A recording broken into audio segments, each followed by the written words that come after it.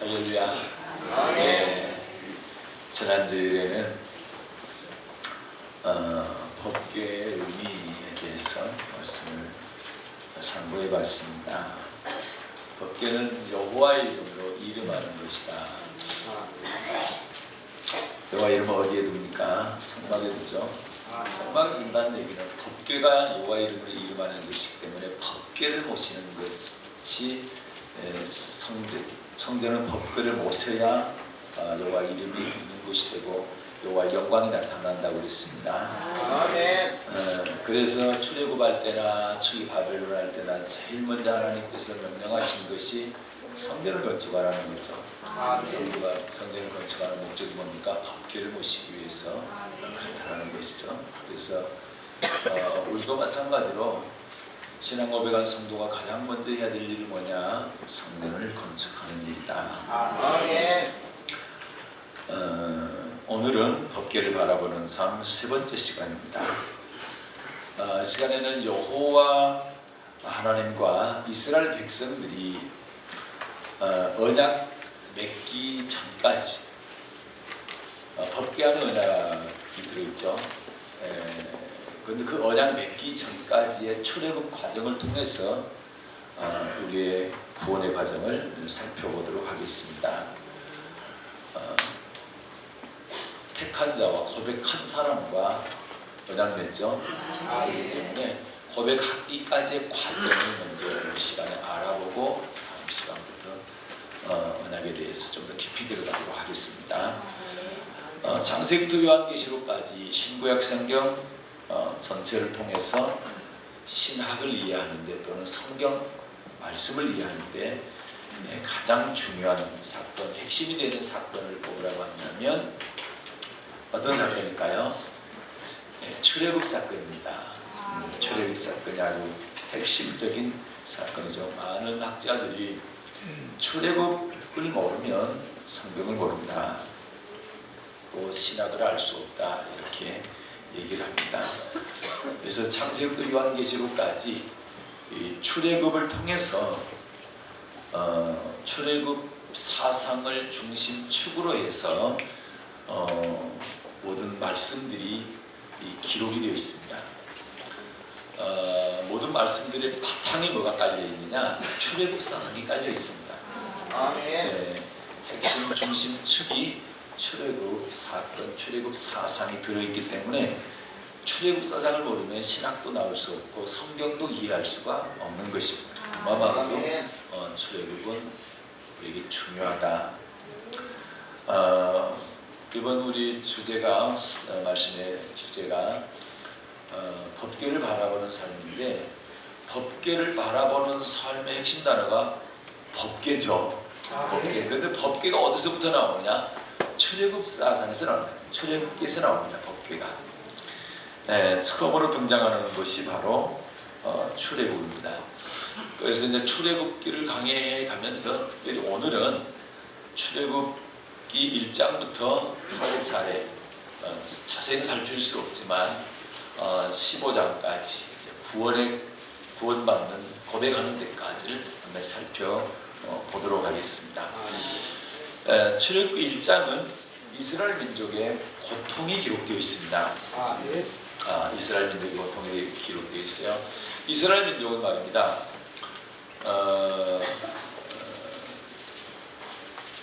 야곱의 이름이 이스라엘이죠. 야곱, 아브라함, 이삭, 야곱. 야곱의 이름을 하나님이 이스라엘로 바꿔주셨어요. 12아들을 낳고 야곱이 12지파를 형성하게 되는데 11번째 아들이 누구래요? 11번째 아들이 요셉입니다. 야곱의 아들 요셉이 애굽으로 자기 형들에 의해서 종으로 풀려가게 되죠. 그런데 거기 가가지고 총리가 됩니다. 애굽에 가가지고 애굽 가서 총리가 됐는데 7년 동안 흉년이 들어요. 요셉이 총리할 동안에 7년 동안 흉년이 됩니다. 그런데 애굽 딱 한 나라만 흉년이 드는 것이 아니라 애굽 근방에 있는 고대군 등에 있는 그 주위가 다 흉년이 들어가지고 먹을 게 없게 되죠. 그때 이제 야곱의 아들들이 애굽으로 식량을 사러 가게 되고 거기서 요셉을 만나게 되는 거죠. 자기 동생 요셉을 만나게 되죠.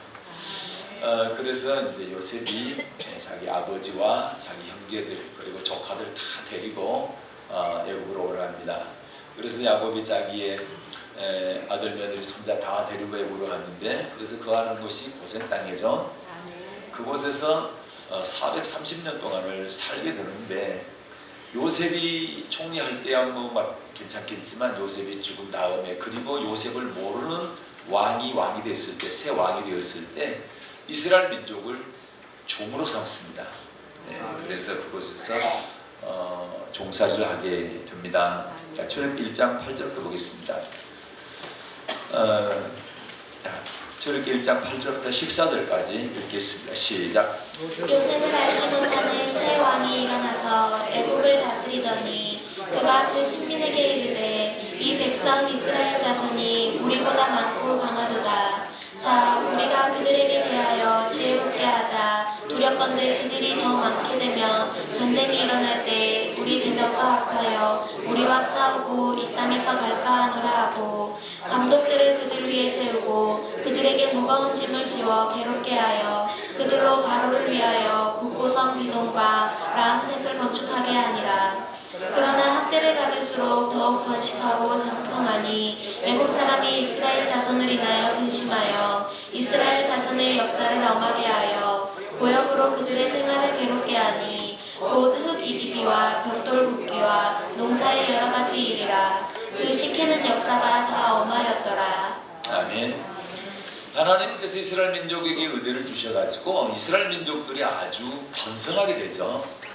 번성하게 되니까 애굽 사람들이 두려움을 느끼게 됩니다.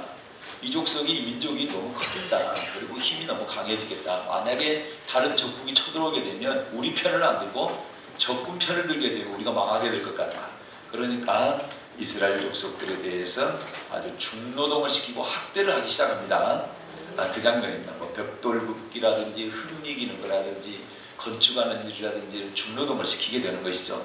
그런데 신기합니다. 학대를 받을수록 더 번성하죠. 더 창대해져갑니다. 그러니까 나중에 어떻게 합니까? 남자아이가 나오면 아들 낳으면 다 죽여라 이렇게 하게 되는 거죠. 출애굽기 1장 16절입니다. 시작. 가로되 너희는 히브리 여인을 위하여 조산할 때에 살펴서 남자여든 죽이고 여자여든 그를 살게 두라. 아멘. 이스라엘 민족들은 창세기 3장 15절 이후에 보게 되면 메시아 사상을 갖고 있습니다. 그래서 어떤 사람이든지 어떤 여자들든지 자기 씨를 통해서 메시아가 태어나기를 탄생하기를 소망을 했습니다. 그래서 아들을 낳지 못하게 되면 수치로 여기고 자기의 여종을 남편에게 줘서라도 아들을 낳기를 원했던 것이죠. 그게 이제 메시아 사상입니다. 그런데 바로 애굽의 왕이 남자아이를 아들을 다 죽이라 하니까 이 이스라엘 백성들에게는 이게 가장 큰 고통이죠. 메시아 사상을 갖고 있는데 아들을 통해서 메시아가 태어나는 것을 소망하고 있는데 그 꿈을 다 깨뜨리는 거죠. 그렇기 때문에 엄청난 고통이 임하게 되는 거죠. 그래서 출애굽기 1장은 이스라엘 민족의 고통을 기록하고 있습니다. 출애굽기 2장은 드디어 누가 출생합니까? 모세가 출생하죠. 모세가. 그리고 모세의 연단 과정을 기록하고 있습니다. 모세의 출생과 모세의 연단의 과정을 기록하고 있고요. 3장에 보게 되면 하나님께서 호렙산 떨기나무 불꽃 가운데서 모세를 부르는 장면이 3장에 나오게 됩니다. 이때 처음으로 하나님께서 애굽을 탈출시키는 목적을 모세한테 얘기를 합니다. 출애굽기 3장 10절부터 12절 보겠습니다. 출애굽기 3장 10절부터 12절 읽겠습니다. 시작. 이제 내가 너를 바로에게 보내어 너로 내 백성 이스라엘 자손을 애굽에서 인도하여 내게 하리라. 모세가 하나님께 고하되 내가 누구한테 바로에게 가며 이스라엘 자손을 애굽에서 인도하여 내리리까. 하나님이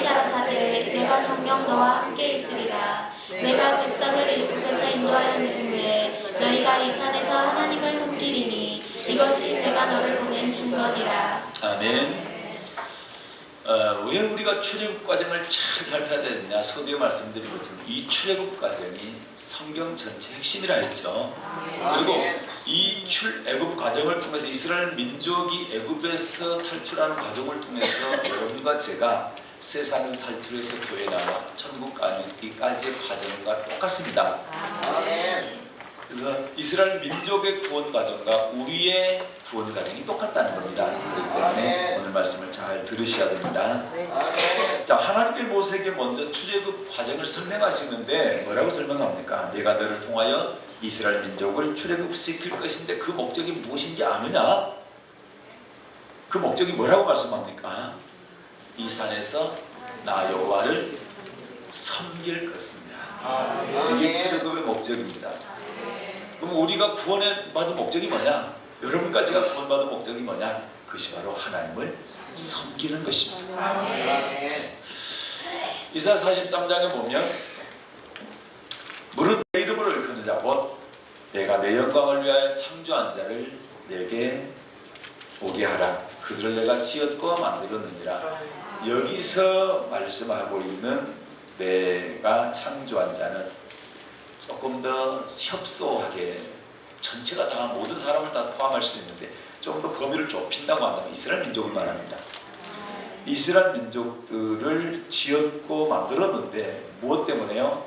영광 받기 위해서 하나님께서 지었고 만드셨다 이렇게 말씀하고 있습니다. 그렇기 때문에 창조의 목적이 구원의 목적인데 창조의 목적, 구원의 목적이 뭐냐? 그건 하나님께서 영광 받기 위한 것이다. 그래서 출애굽 목적도 마찬가지로 하나님께서 이스라엘 민족을 통해서 영광 받으시기 원하신 거죠.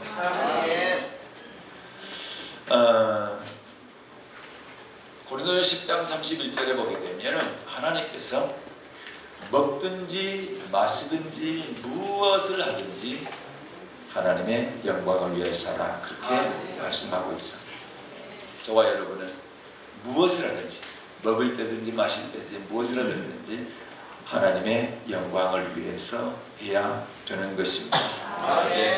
하나님의 엄청난 사랑과 은혜를 받고 예수를 믿는 사람 가운데 많은 사람들이 하나님의 영광을 돌려야 될 텐데 창조의 목적, 구원의 목적을 잊어버리고 또는 알지 못해서 내가 하나님께 영광 돌리기보다는 거꾸로 하나님께서 내가 영광 돌리기를 다시 말해서 하나님께서 영광 받으시라면 내가 영광 받으려고 하는 그런 사람들이 상당히 많다. 내가 하나님을 섬겨야 될 것인데 주님한테 나를 섬겨달라고 하는 경우들이 은연중에 많이 있는 거예요. 그래서 이런 말씀들을 통해서 돌아봐야 되는 것입니다. 출애굽의 목적이 하나님을 섬기는 것인데 내가 하나님을 섬겨드려야 되는데 자꾸 하나님한테 나를 섬겨달라고 내 요구를 너무 많이 하지 않아요. 하나님께 요구하는 것을 내가 따라가야 될 것이고 그것을 들어드려야 될 것인데 자꾸만 하나님의 요구는 듣지 않고 내 요구한 것만 하나님께서 해달라고 한다고 한다면 그게 과연 내가 하나님께 영광 돌리는 거냐 이 말입니다. 이런 것들을 한번 생각해 봤으면 좋겠다. 하나님의 영광을 구해야 되는데 내 영광을 구한다고 한다면 이것은 내가 하나님을 섬기는 것이 아니라 하나님이 나를 섬겨달라고 하는 것과 같다는 얘기가 되는 것이죠. 그래서 우리는 분명히 알아야 될 것이 우리는 하나님의 영광을 위해서 창조되었지 그 이상도 그 이하도 아닙니다. 저와 여러분은 하나님의 영광을 위해서 창조되었습니다. 하나님께서 왜 우리를 구원하셨나? 하나님께서 영광 받으시기 위해서 하나님께서 섬김 받으시기 위해서 우리를 구원하셨다. 이거를 평생 동안 주님이 나를 부를 때까지 잊어버려서는 안 되는 것입니다. 출애굽기 3장에서는 하나님께서 떨기나무 불꽃 가운데서 모세를 부르시고 모세에게 처음으로 출애굽의 목적, 구원의 목적에 대해서 창조의 목적에 대해서 말씀하고 있죠. 구원의 목적, 창조의 목적, 출애굽의 목적 뭐라 했습니까? 하나님을 섬기는 것이다. 또 다른 말로 하나님께 영광 돌리는 것이다. 출애굽 4장으로 넘어가면 출애굽 4장에서 하나님께서 모세에게 계속 사명을 주는 장면이 나오는데 모세가 사명을 따를 때 아멘 여러분처럼 그냥 금방 아멘 해가지고 그냥 따라간 것이 아니라 계속 거절하는 거예요. 나는 못해요. 못 갑니다. 계속 거절하는 장면은 내가 누구가 내 바로한테 갈 수 있단 말입니까? 40년 전에 내가 말도 능하고 힘도 있고 네? 그럴 때 뭐 보내셨다면 내가 구원할면 모를까. 지금은 힘도 다 빠지고 나이가 80대 가지고 혀도 다 뻣뻣하고 뭐 그런데 아무것도 할 수 없는데 어떻게 이 백성을 구원한단 말입니까? 못 간다고 그래서 버티는 장면이 나오는 겁니다. 이때 하나님께서 모세에게 능력을 보여주기 시작합니다. 모세야 너 가지고 있는 거 뭐냐? 뭐 가지고 있냐? 그랬더니 지팡이 하나뿐인데요. 그래 지팡이 한번 던져봐라 그랬더니 뭐가 됐대요? 그래요 뱀이 됐어요. 집어봐라 잡아봐라 그랬더니 다시 뱀이 지팡이가 됐죠. 이 손을 품에다 한번 넣어봐라 넣었더니 눈병이 됐어요. 다시 한번 넣어봐라 그랬더니 깨끗이 회복이 됐어요. 하수물을 치다 육지에다 한번 부어봐라 그랬더니 뭐가 됐대요? 피가 됐어요. 그래도 모세가 계속 거절하죠. 하나님 내 입이 뻣뻣하고 혀가 둔해서요 나는 갈 수가 없습니다. 그랬더니 하나님께서 모세를 설득하기 시작해요. 누가 입 지었냐? 누가 똥어리 기머거리 또 소경되게 했냐? 그리고 고치고 눈을 밝게 해줄 수 있느냐? 너는 바로 여호와 하나님 아니냐? 이제 가라. 내가 네 입과 함께 하겠다. 네가 말하는 건 내가 다 말하게 해줄게. 가라. 그런데도 버티게 되니까 주여 보낼 만한 자 보내서 그러나 못 갑니다 하니까 하나님 화가 나셨어요. 결국에는 누구를 붙여주니까 그래 형 아론을 붙여줍니다. 그렇게 해서 애굽에를 가게 되는 것이죠. 이제 가가지고 애굽에 도착해가지고 모세가 한 일이 우선 장로들을 불러 모으죠.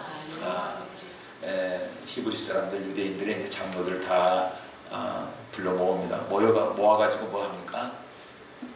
하나님께서 보여주신 능력을 그대로 보여주게 되는 거죠. 능력을 보고 이제 그 사람들이 모세를 믿게 되는 장면이 나옵니다. 출애굽기 4장까지 가겠습니다. 4장 28절부터 31절까지 보겠습니다. 장로들과 회중들이 모세를 믿는 것이 바로 하나님의 능력이 나타나니까 믿게 되죠. 자, 출애굽기 4장 28절부터 31절입니다. 시작. 모세가 여호와께서 자기에게 부탁하여 보내신 모든 말씀과 여호와께서 자기에게 명하신 모든 이적을 아론에게 보아니라. 모세와 아론이 가서 이스라엘 자손의 모든 장로를 모으고 아론이 여호와께서 모세에게 명하신 모든 말씀을 전하고 백성 앞에서 이적을 행하니 백성이 믿으며 여호와께서 이스라엘 자손을 돌아보시고 그 고난을 감찰하셨다 함을 듣고 머리 숙여 경배하였더라. 아멘. 그래요. 모세가 장로들과 백성들 앞에서 뭘 행하니까 이적을 행하니까 저들이 모세를 믿었다 이렇게 말씀하고 있죠.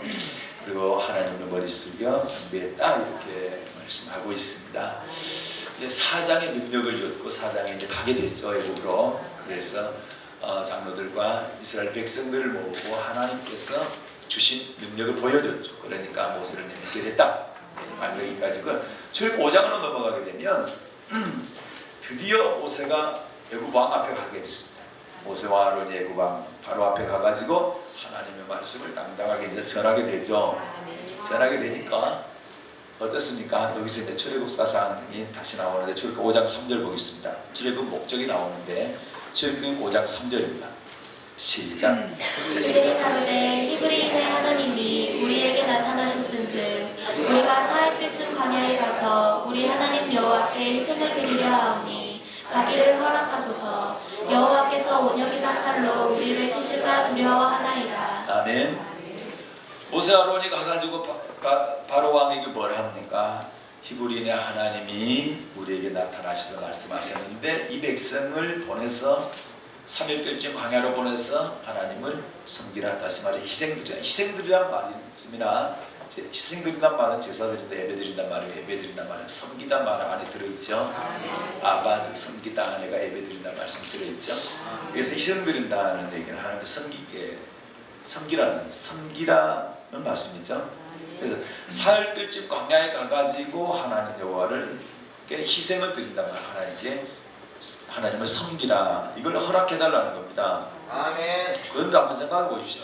모세를 죽이려 했던 바로는 죽었지만 그래도 모세에 대해서 알 거 아닙니까? 애굽 사람을 죽이고 살인하고 도망갔다가 40년 만에 나타나가지고 이 백성을 보내라, 하나님을 섬길 것이다, 이렇게 말하면 바로가 금방 보내주겠냐 이 말입니다. 그때 장정들은 20세 이상 남자만 60만 명입니다. 이 사람들은 확실한 일꾼이잖아요. 그러죠? 네. 노동력이니까. 그러니까 바로의 재산인데 보내주겠냐 이 말이에요. 그러죠? 아멘. 최고 권력자 바로가, 힘을 가진 바로가 볼품없는 영감이 와가지고 이 백성 다 보내라. 예? 20세 이상 건장한 사람만 60만 명인데 그 사람들이 다 바로의 재산이잖아요. 근데 그 보내주겠냐 이 말입니다. 예? 이것들이 지금 게을러가지고 할 일 없으니까 쓰잘데가 없는 소리 한다, 그 얘기 아닙니까? 그래서 17절 18절을 보세요. 5장. 오히려 더 큰 고통을 주기 시작합니다. 출애굽기 5장 17, 18절 시작. 바로가 가로되 너희가 게으르다 그러므로 너희가 이르기를 우리가 가서 여호와께 희생을 드리자 하는도다. 이제 가서 일하라. 지금 너희에게 주지 않을지라도 너희가 벽돌은 여수히 바칠지니라. 아멘. 그래요. 너희들 지금 게을러가지고 보내달라 한다, 무슨 어디 가서 뭐 희생 제사 드린다 한다, 뭐 섬긴다 한다, 네, 게을러 빠져가지고 시간이 너무 많이 남는다. 그러니까 뭐하라, 이제 집도 안 줄 테니까 벽돌 숫자는 똑같이 짓되 여기가 집까지 다 갖다 주고다가 벽돌 찍으라, 이제 이렇게 얘기하는 거죠. 그러니까 더 혹독하게 일을 시키는 거예요. 더 고통을 주는 거예요. 더 이스라엘 백성들 괴롭게 하는 겁니다. 그러니까 이제 모세 입장에서는 가고 싶어서 간 게 아니라 못 가겠다고, 나는 할 수 없다고, 그렇게 해서 할 수 없이 하나님께서 강권해서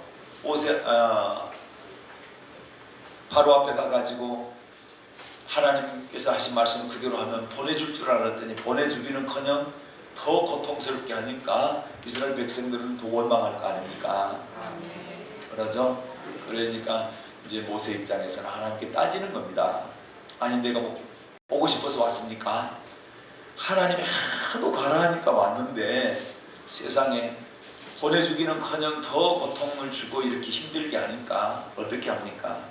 그 장면이 5장 22절 23절입니다. 시작. 모세가 여호와께 돌아와서 고하되 주여 어찌하여 이 백성으로 학대를 당케 하셨나이까? 어찌하여 나를 보내셨나이까? 내가 바로에게 와서 주의 이름으로 말함으로부터 그가 이 백성을 더 학대하며 주께서도 주의 백성을 구원치 아니하시나이다. 아멘. 그러니까 하나님 구원 안 해줄 줄 아시고 내가 가서 말하면 구원해줘야 맞는데 하나님 말씀대로 한다면 구원해 주시기는커녕 오히려 더 고통을 주니 이 어떻게 감당합니까? 그래서 하나님을 따지는 장면이 지금 이 장면이고요. 그런데 하나님께서 뭐라고 응답하십니까? 대답을 뭐라고 하세요? 6장 1절입니다. 6장 1절 시작. 여호와께서 모세에게 이르시되 이제 내가 바로에게 하는 일을 내가 보리라. 강한 손을 더함으로 바로가 그들을 보내리라. 강한 손을 더함으로 바로가 그들을 그 땅에서 쫓아내리라. 아멘. 단번에 구원해준단 말입니까? 안 해준단 말입니까? 하나님께 단번에 구원시켜주겠다, 구원 안 시켜주겠다? 안 시켜주겠다. 오히려 뭐 하겠다는 겁니까? 더 강팍한 강한 손을 더함으로 그리고 나중에 너희를 그 땅에서 쫓아내게 될 것이다. 강한 손을 더하겠다는 말이 뭡니까? 이게 바로 출애굽기 7장부터 12장까지 나왔는 10가지 재앙을 말하는 거예요. 9번째까지는 어떻습니까? 더 강팍해지죠. 금방 보내줄 것 같으면서 다 보내주는 거예요. 드디어 이제 10번째 재앙 때, 10번째 재앙이 무슨 재앙입니까? 모든 첫 것, 장자, 첫 것이 다 죽는 재앙입니다. 그때까지 바로의 마음이 계속 더 강팍해요. 그것은 하나님께서 일부러 그렇게 하신 겁니다. 그렇게 한 다음에야 10번째까지 갔을 때 그때 이제 내쫓게 될 것이다 이 얘기입니다. 그건 다 하나님께서 그렇게 하신 이유가 있는 것이죠. 그래서 이제 출애굽기 7장부터 12장까지의 재앙을 내리게 되는데 그때 이제 우리가 주목해야 될 말씀이 있어요. 출애굽기 7장 16절 보겠습니다. 어떤 말이냐?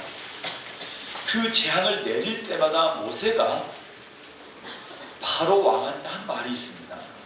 그거는 뭐 모세 말이 아니죠. 하나님께서 주신 말씀이죠.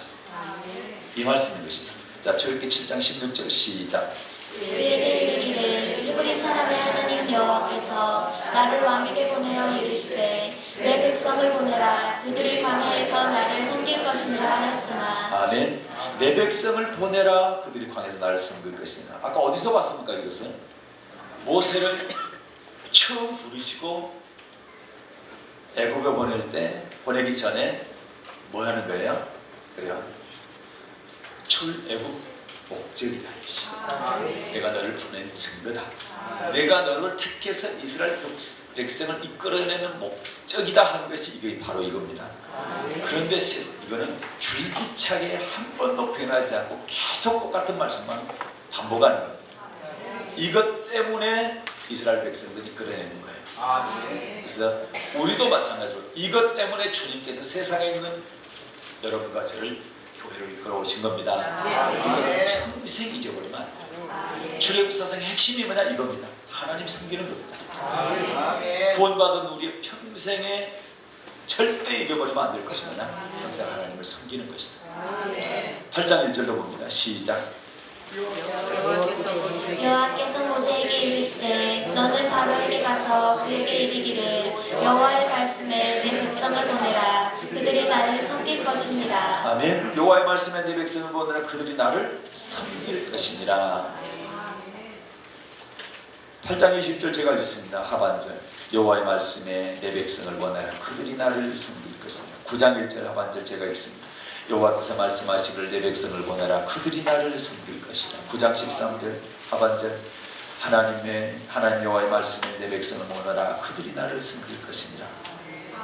계속 반복하고 있죠. 자, 10장 3절도 보니까 하반절.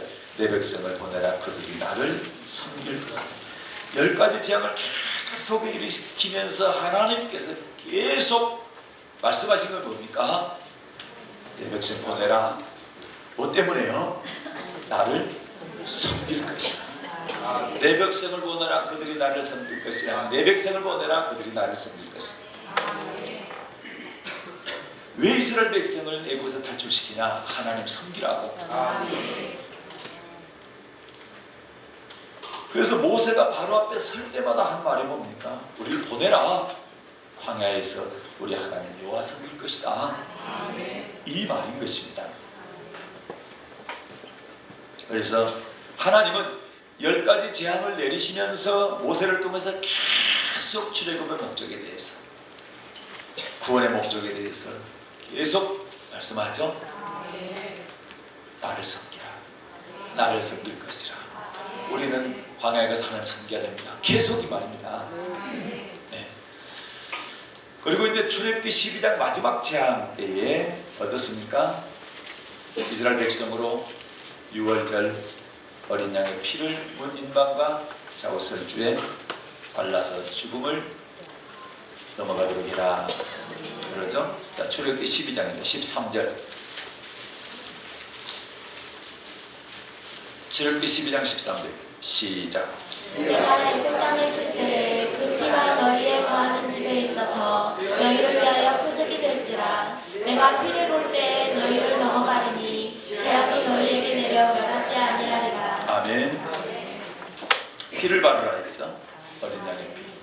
이게 바로 신약으로 넣으면 예수님의 피입니다. 아멘. 이 피를 바른 집만 죽음이 넘어갔어요. 지금 우리도 신약에도 예수님의 피를 바른 자만 죄로부터 구원받을 수 있고 죄의 싹슨 사망에서 넘어갈 수가 있습니다. 출애굽기 13장으로 넘어가면 불기둥, 구름기둥으로 인도하셨습니다. 출애굽기 13장 21절과 22절 시작.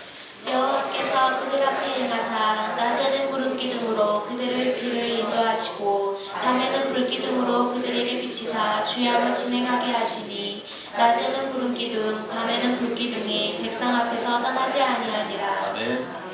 이스라엘 백성들 앞에 누가 행하사? 첫 단어 보니까 여호와께서 그들 앞에 행하사. 그러면 불기둥, 구름기둥은 누가 인도하는 겁니까? 여호와께서. 이스라엘 백성은 자기들 마음대로 가는 게 아니라 불기둥, 구름기둥을 따라갔죠. 불기둥, 구름기둥은 여호와 임재의 상징입니다. 하나님께서 이끌어 가신 것을 말하죠. 모세도 자기 마음대로 이끌어간 게 아닌 이스라엘 백성들은 불기둥, 구름기둥이 딱 서게 되면 멈추고 움직이면 같이 움직였습니다. 그래서 하나님께서 인도해 가셨다. 지금 우리로 말하면 성령께서 우리를 이끌어 오셨다 이 말이에요. 세상에 있는 우리를 성령께서 우리를 이끌어 오셔서 교회 오게 하셨다. 아멘. 그 다음에 14장, 출애굽기 14장은 뭐하는 사건이 나옵니까? 큰 사건이 나오죠. 그래요. 홍해바다가 갈라지고 홍해를 건너는 사건이 나오죠. 홍해를 건넌 다음에 출애굽기 15장입니다. 1, 2절 시작. 이때 모세와 이스라엘 자손이 이 노래로 여호와께 노래하니 일렀을 때 내가 여호와를 찬송하리니 그는 높고 영화로우시며 말과 끝한 자를 바다에 던지셨음이로다. 여호와는 나의 힘이요 노래시며 나의 구원이시로다. 그는 나의 하나님이시니 내가 그를 찬송할 것이요 내 아비의 하나님이시니 내가 그를 높이리로다. 아멘.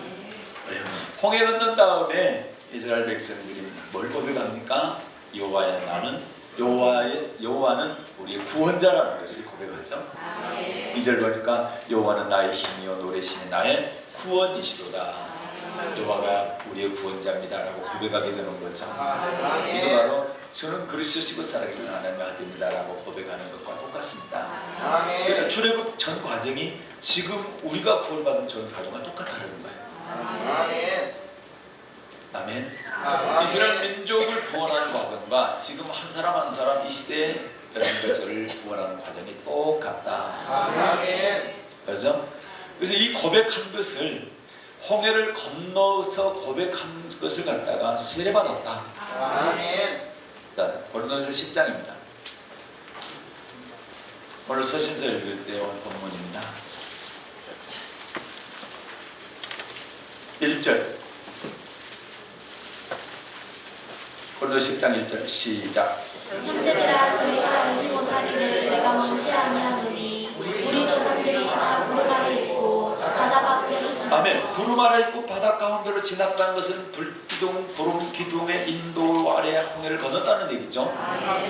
그래서 이 사건을 2절에 이렇게 말씀합니다. 시작. 모세에게 속하여 다 구름과 바다에서 세례를 받고 아멘. 모세에게 속하여 다 구름과 바다에서 뭘 받고? 세례를 받고. 그럼 홍해 건넌 사건은 세례받은 사건이죠. 홍해를 건너 여호와는 나의 구원이십니다 라고 고백하는 것과 주는 그리스도시고 살아계신 하나님의 아들입니다 라고 고백하는 것과 똑같다는 얘기. 그래서 세례를 받는 거죠. 그래서 우리는 죄로부터 구원받았다 할 때 이 사건을 말하는 겁니다. 그러면 이제 언약은 법궤 안에 뭐가 들어있어요? 언약의 두들판이 있죠. 언약이 들어있죠. 그러면 법궤를 모시기 전에 반드시 어떤 사건이 일어나야 되냐? 오늘 이 말씀, 오늘 이 사건이 일어나야 되는 우리에게. 이 사건이 없는 사람에게 언약합니까? 안 합니까? 안 한다는 거예요. 이 사건이 있는 사람의 고백한 사람과 언약하는 겁니다. 네. 그래서 홍해를 지나서 여호와를 구원의 하나님으로 고백하는 것이 주는 그리스도시고 살아계신 하나님의 아들이다라고 고백하고 세례받은 사건과 같다. 그래서 이스라엘 백성이 애굽에서 구속받은 데 어떤 조건이 필요했냐라고 할 때 첫째는 창세기 15장에 보게 되면 아브라함에게 이스라엘 민족 이 후손을 구원해야 되겠다 라고 하는 택한 말씀을 먼저 하고 있죠. 근데 그거는 이스라엘 민족 택한 받기 출애굽하기 한 700년 전 사건입니다. 700년 전에 이미 아브라함에게 하나님께 약속하신 거예요. 네 후손이 다른 민족에게 고난을 고통을 당하고 4대 만에 큰 재물을 이끌고 나오게 될 것이다. 근데 그 사건이 그대로 이루어지죠. 그래서 모세 때 그 말씀이 그대로 이루어지게 되는데, 따지고 보면 창세기 15장에서 이미 택했다라는 것이고, 그 다음에 출애굽기 12장에서 어린 양의 피를 발랐다 했죠. 13장에서 불 끄는 그룹 기둥 성령 인도함 받았다 했죠. 그리고 14장에 홍해 건넌 다음에 15장에서 뭘요? 여호와는 나의 구원이십니다라고 고백했다고 했죠. 이 사건이 일어나야 되는 거예요. 이 사람들과 언약하는 겁니다. 이렇게 된 사람들과 언약하는 것이다. 그렇다고 하면 구약의 지금 출애굽 사상 때 출애굽 사건에서도 와 같이 우리도 똑같이 첫째는 뭐가? 하나님 것을 먼저 택해야 되겠죠. 에베소 1장 4절에 보게 되면 창세부터 전부터 우리를 하나님께서 택하셨죠. 그리고 두 번째는 피바름 사건이 있어야 되잖아요. 그런데 예수님께서 십자가에 죽으시고 피 흘려 죽으셨죠. 그리고 그 피를 믿는 사람은 죄로부터 구원받는다 했죠. 모든 용서받는다 했죠. 네. 그리고 세 번째는 입으로 예수님이 살아계신 하나님의 아들이라고 고백하는 거죠. 마태복음 16장 보니까 베드로 고백했죠. 그 고백 위에 교회를 세웠죠. 그렇죠? 그러니까 출애굽 사상과 똑같이 신약에서도 우리가 이스라엘 백성들이 했던 것처럼 여러분과 저도 똑같이 그렇게 했다라는 거죠. 그래서 우리는 구원받은 백성이 되게 된 것이다. 그런데 하나 알 것이 이 고백이라는 것이 아무나 할 수 있는 것은 아니라는 얘기예요. 이 고백을 하나님께서 하게 해주신다는 겁니다. 그래서 이 구원 자체가 하나님의 은혜인 겁니다. 이스라엘 백성들이 나올 때 자기들이 뭐 한 게 있어요? 이스라엘 백성들이 뭐 한 거 있습니까? 아니죠. 처음부터 끝까지 하나님께서 모든 것을 다 하셨죠. 이끌어낼 때 10가지 재앙을 비롯해서 홍해를 갖는 사건이라든지 모든 것 다 하나님께서 하셨죠. 이스라엘 백성들이 한 걸 뭡니까? 따라온 것뿐입니다. 네. 불기둥, 구름기둥 인도하면 움직이면 같이 움직이고 서면 서고 그랬잖아요. 갈라주 바다도 갈라지면 마른 땅처럼 건너기만 하면 됐고 다 하나님께서 했지. 이스라엘 백성들이 한 건 아무것도 없다는 얘기. 우리도 지금 마찬가지라는 얘기입니다. 우리도 구원받는데 우리가 한 일은 없습니다. 다 하나님께서 하게 하셨다는 거예요. 아멘. 예수님 피 흘려 주신 것이, 그 창세전부터 우리를 택하신 것이, 예수님 피 흘려 주신 것이, 그리고 고백하게 한 것이 다 내 뜻으로 하는 것이 아니라 하나님께서 일방적으로 하셨다는 거예요. 그래서 구원은 뭐냐? 전적으로 다 하나님의 은혜인 것이다. 우리 잘 압니다. 자, 마태복음 16장 16절부터 17절까지 보겠습니다.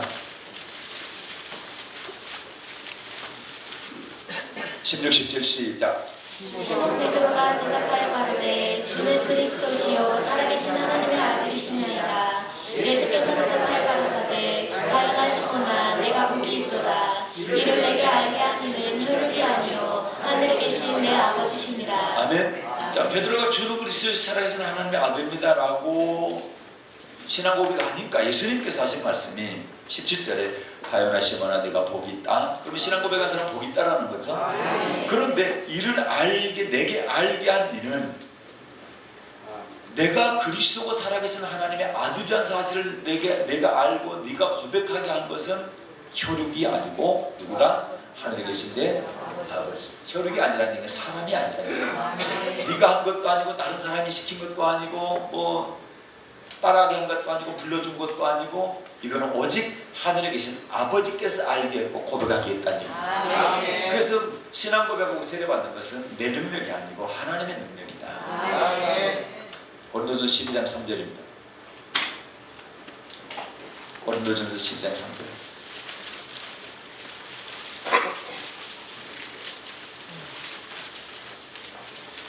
같은 읽겠습니다. 시작.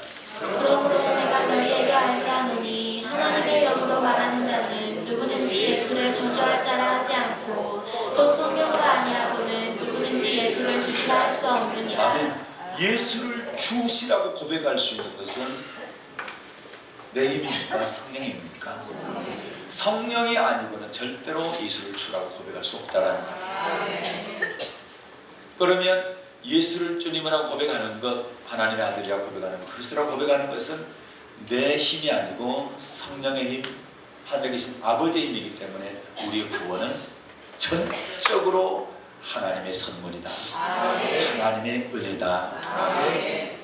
이 출애굽 사상이나 신약에 있는 우리의 구원이나 똑같다라는 거죠. 그래서 구약 성경 전체는 출애굽 사상을 알면 구약 성경은 바로 알 수가 있고, 신약에서는 출애굽 사상 더하기 산상수, 마태복음 5장부터 7장까지 그 산상수와 요한계시록을 알게 되면 신약을 알게, 성경 전체는 알게 되는 것이죠. 그래서 오늘 말씀을 정리합니다. 법궤를 바라보는 참 세 번째 시간으로 법궤 안에 언약이 들어있는데, 언약을 맺기 직전까지 언약은 반드시 고백한 사람과 하게 됐습니다. 그리고 직전까지 어떤 과정이 있어야 되느냐라고 할 때 오늘 같은 과정이 있어야 된다는 거죠. 이스라엘 백성들 어땠어요? 창세기 15장에 아브라함 때 벌써 하나님께 택했다. 그리고 출애굽기 12장에서 어린 양의 피 발랐다. 13장에서 구름 기둥 인도했다. 14장 홍해 건너고 그 다음에 15장 고백했다. 그 사건이 우리에게도 똑같이 이루어졌죠. 에베소 1장 4절을 보니까 창세전부터 우리를 택했다. 그래서 예수 그리스도의 피 발랐다. 성령의 인도함을 받았다. 그 다음에 주는 그리스도 살아계신 하나님의 아들입니다고 고백하고 세례받았다. 똑같지요. 그렇기 때문에 이스라엘 백성들이 모세를 따라 홍해를 건너서 고백한 사건과, 그리고 우리가 세상에 있는데 성령께서 우리를 인도하셔서 주는 그리스도 살아계신 하나님의 아들이라고 고백하고 교회에 나온 사건과는 동일하다. 그런데 우리가 한 일은 없다라는 거예요. 다 하나님께서 하셨다는 거죠. 그래서 우리의 구원은 전적인 하나님의 은혜다. 하나님의 선물이다. 그래서 우리는 이 은혜를 잊어버리면 안 된다는 거예요. 평생 하나님의 은혜를, 구원의 은혜를 잊어버리면 안 될 줄로 믿습니다. 하박국 선지자가 이렇게 고백을 했어요. 비록 무화과 나무가 무성지 못하면 포도나무 열매 없고 감나무 나무에 소출 없고 밭에 식물이 없고 애양간 소가 없을지라도 나는 여호와를 인하여 즐거워하며 나의 구원의 하나님을 인하여 기뻐하리라. 아무것도 없어도 구원의 하나님 때문에 기뻐하리라. 이게 우리의 신앙이 되어야 됩니다. 다른 것 조금 부족한 것, 조금 내가 하나님께 못 받은 것처럼 보인다 할지라도 다른 거 다 차치하고 내가 구원받은 이 사건 하나님께서 나를 인도하셔서 세상에 있는 나를 인도하셔서 고백하게 하고 교회에 나오게 하셔서 이 자리에 앉아 하나님의 말씀을 듣고 하나님을 나의 아버지로, 예수님을 나의 주님이라고 고백할 수 있다는 것이, 이것이 엄청난 은혜인 줄 믿으시기 바랍니다. 은혜를 평생 잊지 말고 이 은혜 감사하면서 감격하면서 살아갈 수 있기를, 그리고 구원의 하나님 때문에 날마다 기뻐하며 살아갈 수 있기를 주님의 이름으로 축복합니다.